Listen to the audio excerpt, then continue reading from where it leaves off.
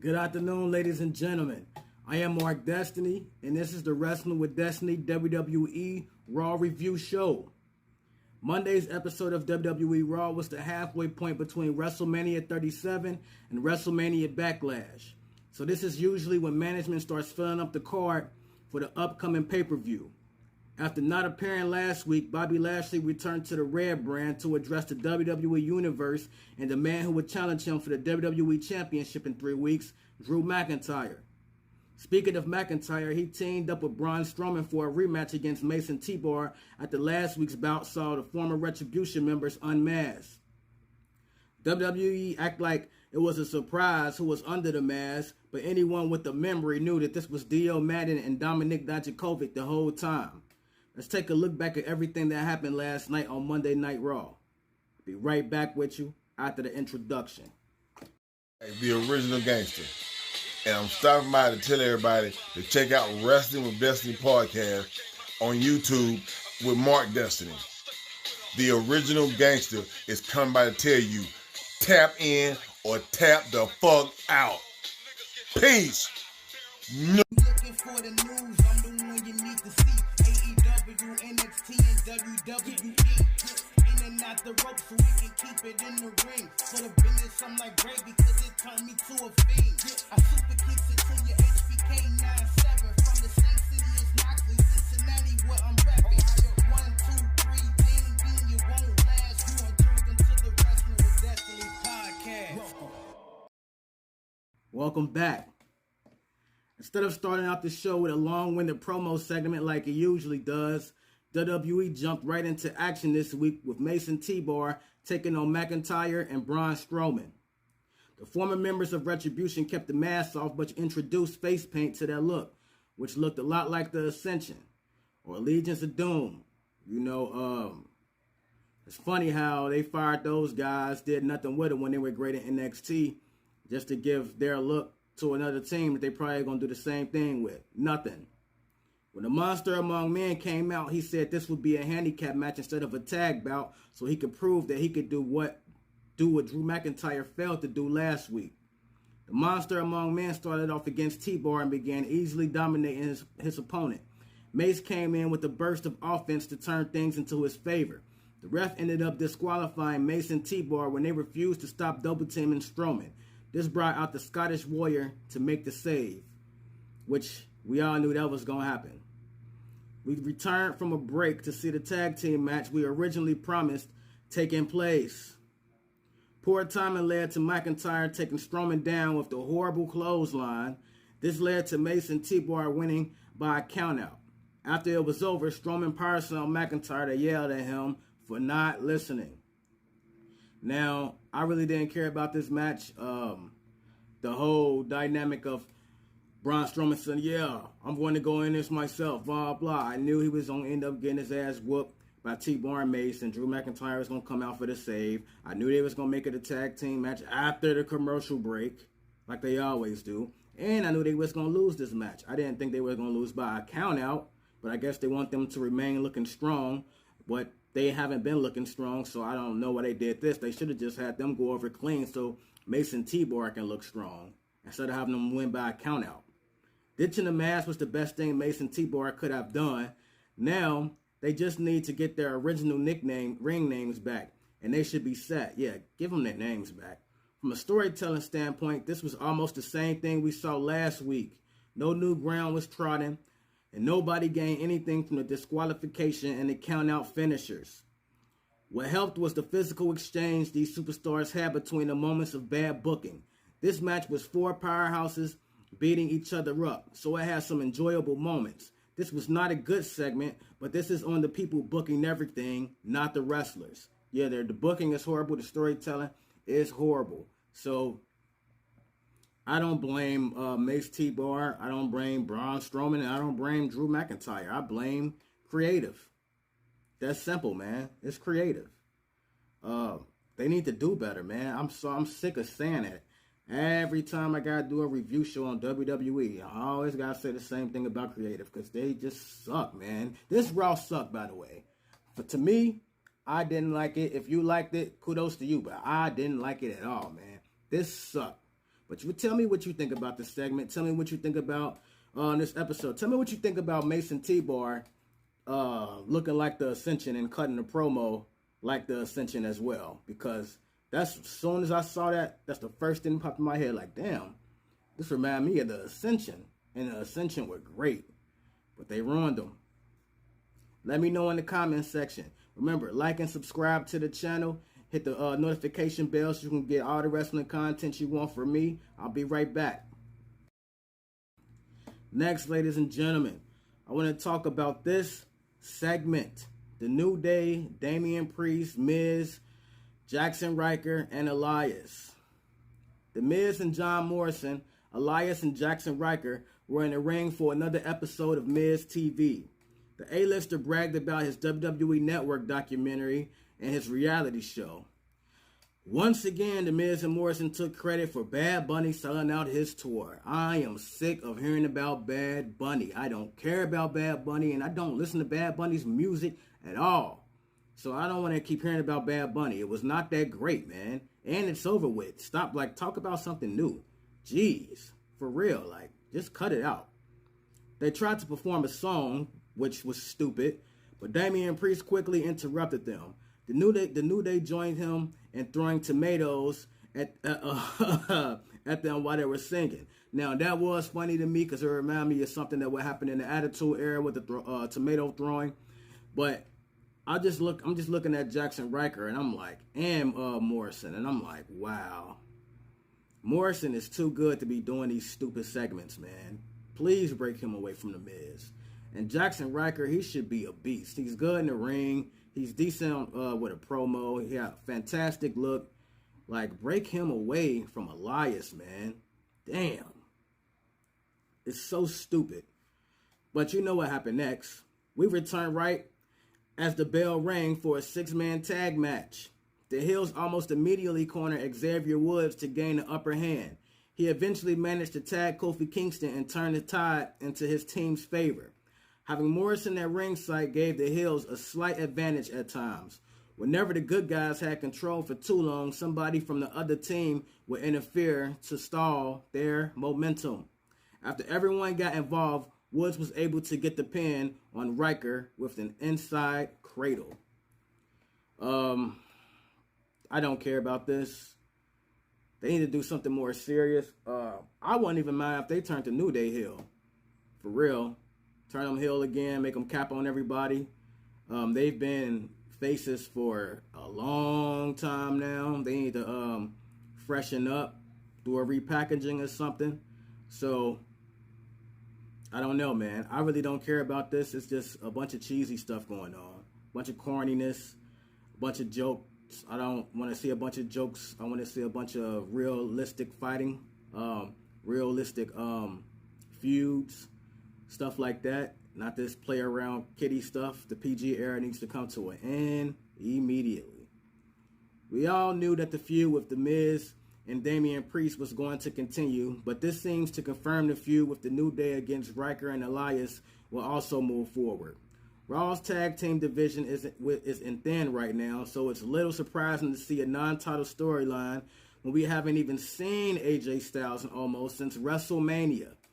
We also have the Viking Raiders possibly continuing a feud with Cedric Alexander and Shelton Benjamin, so it's possible WWE is covering the one of the Raw Tag Team Champions being injured or sick. The wrestling itself was fine, if a little forgettable. WWE's 6-man matches usually follow a few formulas, and this was definitely one of those times. Ultimately, this win will mean nothing, but at least the match had a few decent sequences. Nobody cares, man. Nobody cares. Nobody cares. And now you got Randy Orton and Riddle forming a tag team, so we'll see, man. But we'll just see, man. Most of this stuff is stupid. There's no AJ Styles almost. I don't know what's going on with them. I don't know if one of them injured or sick or whatever the case may be, but they should have been put the tag team championships on them. I get they wanted to give AJ Styles a WrestleMania moment, but it wasn't a WrestleMania moment. No one's going to care about this in the future. So, they need to start writing some better quality television, man. This is just horrible. It is, man. What you want me to say, man? I'm just keeping it 100 with y'all. It's just horrible, man. Tell me what you think in the comment section. If you like this, tell me what you liked. And maybe I can rewatch it and I can find it. But only thing I liked about this was the tomatoes getting thrown, because that's like Rotten Tomatoes getting thrown all over this damn show. Yeah. Whoever wrote that probably was thinking that, oh man, our show sucks. We should have someone throwing Rotten Tomatoes at Elias, because this show sucks just like the segment I wrote. Let me know what you think, man. I'll be right back. Another non-match between Sheamus and Humberto Carrillo. Not gonna lie to you, I like Sheamus in this attire. He's been like that for a year, but he don't wrestle like this. I don't like to see him wrestle like that. Kind of that backstage brawler, that bar brawler look. I like it a lot on him. It should keep him like that while he got the U.S. Championship. Also, Humberto Carrillo looks amazing right now, but not gonna do nothing with him. We already know that. Anyway, Sheamus was out to issue another open challenge this week, but he said the U.S. title would not be on the line. Last Monday, he destroyed Humberto for trying to accept the challenge and laughed about it. During the replay, Carrillo came out for a second shot at the Celtic Warrior. Sheamus took a cheap shot at him and beat him down mercilessly. Carrillo recovered and jumped on the champion before backdropping him out of the ring. He hit 3 drop kicks and a huge suicide dive to send him over the announce table. Now, I thought they was going to go straight into a match after this happened, but I'm assuming they're going to do a match at WWE WrestleMania Backlash. I assume that's what they're going to do. We know that Humberto's not going to win that match, but hey, good to see him, I guess, doing something serious. I mean, he's real good in the ring, man, so let the kid work out, man. Let the kid work out. It's great to see Carrillo back in the mix and already in the hunt for the U.S. title, but seeing as how Sheamus just won the belt, it doesn't seem likely this will end with the title change. This segment didn't do much to move the storyline forward, but it did help Carrillo rebound a bit after being demolished last week. It might be 50-50 booking, but at the least it makes sense in this situation. Next week will probably be when they have their first official match. If Carrillo wins, he will almost certainly earn himself a title shot at Backlash. I hate that, man. Why do you have to beat the person with the championship belt to get a championship match? That's so stupid. You should only fight them if it's for the championship match. The champion shouldn't even have any matches. You should have people going up in the rankings. Boom, boom, boom. Have the champion come out talking shit. Hold the championship. Only fight number 1 contenders. Don't have the person fight the champion to become number 1 contender for the championship. It's just stupid. Because now we already seen the damn match. Like, I don't want to see it again. Now you just showed it to me. Like, it's stupid. I don't get it. Tell me what you think about Humberto Carrillo coming back in this U.S. Championship segment. Tell me how you feel about Sheamus and what you think about his attire, wrestling in that attire. I think that would be great for him. It'll switch everything up. I really think he should fight in this attire like that. Just let me know what you think, man. Be right back. Let's start off with Randy Orton and Matt Riddle, all right? Now, I like the segment they had backstage when Randy Orton said he earned this respect for beating him last night and all of that. I feel like Randy Orton legitimately might be taking Matt Riddle up under his wing, since Matt Riddle has had a lot of stuff going on behind the scenes like Randy Orton did when he was younger in his WWE career. So it would only make sense for Randy Orton to take a liking to Matt Riddle. You dig? That's what I think. But anyway, Randy Orton had a backstage segment with Riddle and admitted he underestimated him last week. He offered to team up with the Bro this week to battle Alexander and Benjamin, another team that they fucked up. Riddle started off with Alexander and almost locked in the Bro mission right away. Alexander was able to counter and tag in Benjamin to take over. That kept Riddle grounded for a long time with quick tags and focused offense on his legs. The former MMA fighter drilled Alexander with a knee to the face so he could tag the Viper. After an initial salvo, Orton lined up for the RKO. He ended up hitting an RKO to Alexander as he flew off the top rope. Riddle begged for the tag, so Orton obliged and spiked Benjamin with the DDT. Riddle followed up with the floating bro to score the pin. He went in for a hug, but Orton backed him off and let him celebrate by himself. Now I think they're gonna. I don't know if they're gonna play this out like you can't trust Randy Orton. He's probably gonna be a snake to Riddle somewhere down the line. But for right now, I'm okay with this. I guess if it will elevate Matt Riddle, then yeah, maybe they'll do a storyline where Randy Orton can make Matt Riddle a bit more serious. And I hope that's what this is going to do, because the cheesy, goofy stuff is it's getting old and stale to me. I really don't want to see it. I told you guys that before. I'd rather see Matt Riddle be like an MMA fighter, man. Be real hardcore. So hopefully we can do that. Riddle can be annoying with this gimmick, but the exchange he had with Orton backstage was just the right amount of dumb to be funny. The Viper's deadpan delivery is what really sold it.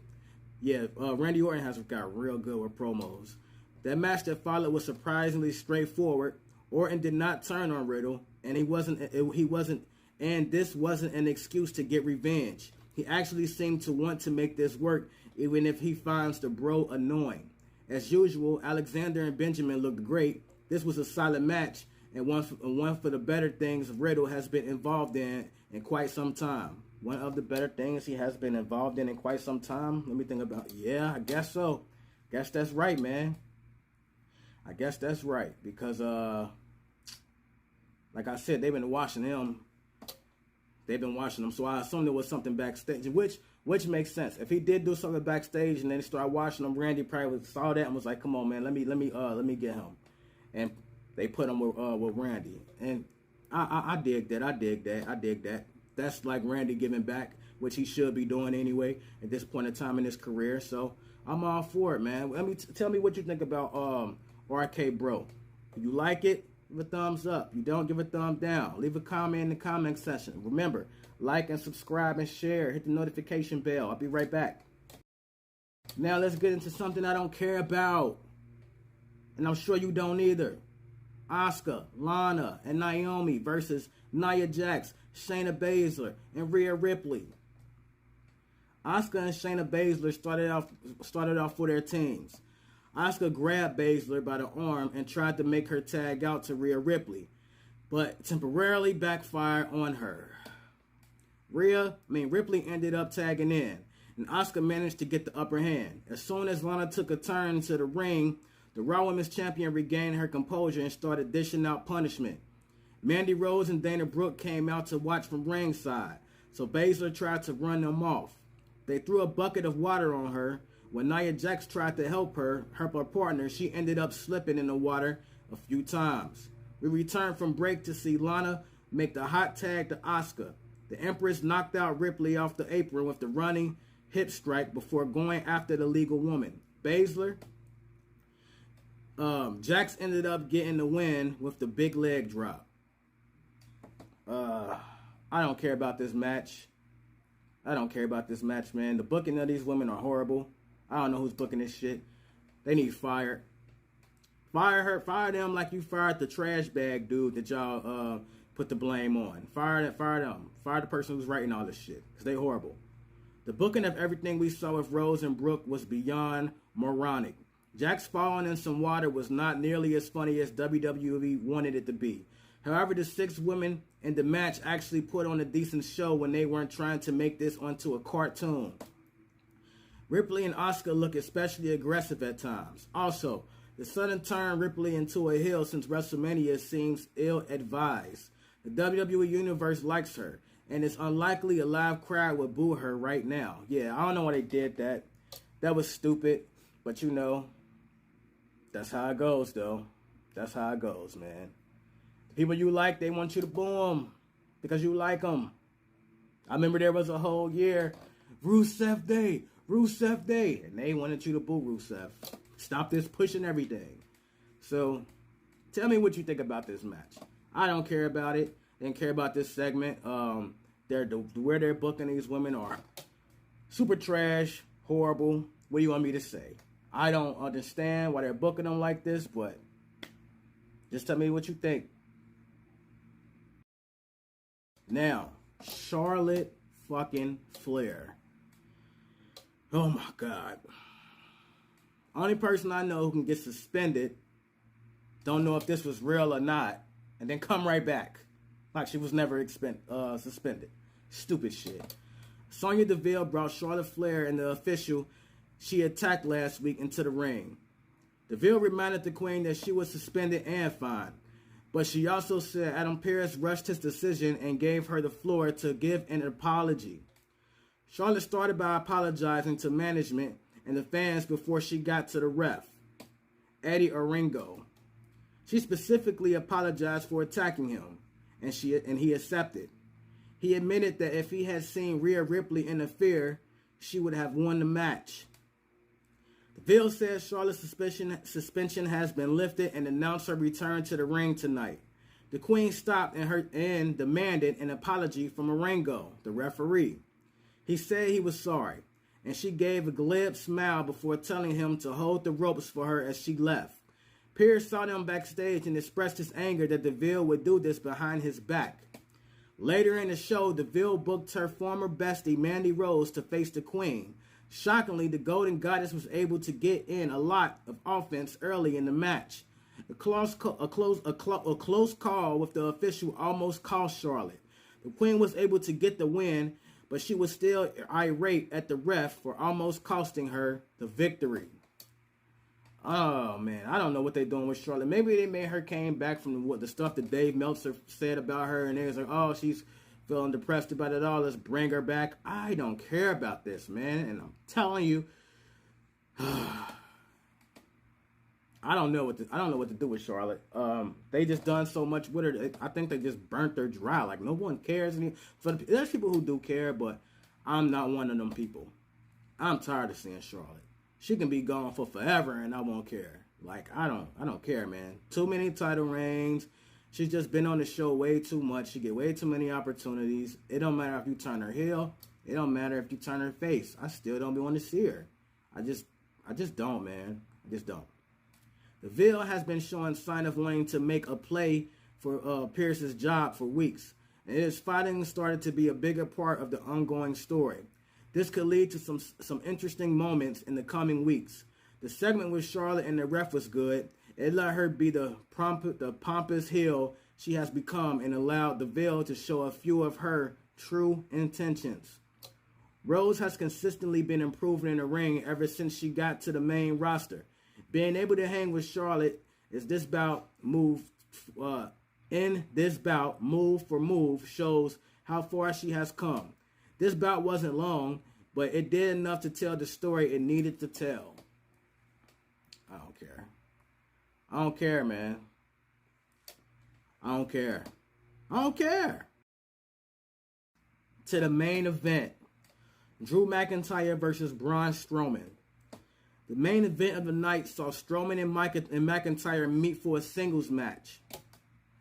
Strowman worked out a deal with Pearce to earn a spot in Backlash for the WWE title if he won his match to make it a triple threat with Lashley, Strowman, and McIntyre, which MVP and Bobby Lashley came out to do a promo saying how it was unfair to have Braun Strowman to make this a three-way match if he won without consulting the actual champion first. And I feel him. But this is WWE. So let's get into it. After a few minutes of back and forth action, Lashley came out to watch the match for himself. We returned for a break to see Strowman send McIntyre into the corner with the huge Irish whip. No, we won't call it a Scottish whip just because McIntyre is from Scotland. We're saving that for a pay-per-view. The Scottish Warrior blocked the clubbing blow and hit the Glasgow kiss to get a comeback going. MVP and Lashley got involved at one point, but they were knocked off the apron. Mason TBar tried to interfere and were able to distract McIntyre long enough for Strowman to hit a power slam for the win. Yep. I guess so. Drew McIntyre got power slammed twice because he got power slammed earlier in the show at the beginning from that loss between Mace and TBar. He power slammed the shit out of McIntyre. So, it's what it is, man. If you like matches where two big dudes beat the life out of each other, this is for you. McIntyre and Strowman know how to work snug and always make their fights look great. This was easily the best match of the night because it was simple and effective. The way it was booked at the end fell apart a little, but the majority of what we saw was solid. Adding Strowman to the WWE title match at Backlash was predictable but necessary. If the Almighty is going to retain, he will probably pin Strowman to protect McIntyre for a future encounter. This wasn't a great episode, but it was definitely better than the last 2 weeks. That might be a low bar to clear, but at least it's something. The show sucked. Didn't like none of the show for real. There was some interesting parts, but to be honest, it's just not up to par to what I would like it to be, man. I just need some better storylines. I need some better feuds. People need to be treated more seriously. I'm tired of all the joking around. It's all play like little kids. This PG era sucks. You gotta do better, WWE. You gotta do better, man. The way AEW's looking, and Kenny Omega just became the champion, the Impact champion. Y'all gonna have to step y'all game up, buddy. Y'all gonna step y'all game up. Now tonight is NXT. This Tuesday night. There's a lot going on, and I will be doing a review show for NXT. That will be uploaded Wednesday. I will be watching AEW. I will be doing a review show on that. That will be uploaded Thursday. And so on and so forth with SmackDown as well. But I'm going to tell you guys right now, I'm mainly looking forward for AEW. I know this is the WWE Raw review show, but look, we all know AEW is on fucking fire right now. So, WWE, you got to do better. Now, as your host, Mark Destiny, I want to thank you guys for tuning in. Tell me what you think about the New Jack thing on my intro. I really like it. I'm really excited about it. My bad, y'all. My allergies are kicking my ass. I've been kicking my ass for like a week or two now. But tell me what you think about the show last night. If you got any comments for me or any comments about the show, let me know. Remember, like, subscribe, share, hit the notification bell, so you can get all the information, all the wrestling content you need and you want from me, and you know what it is. This is the Wrestling with Destiny Raw review show. You can tap in or you can tap out straight like that.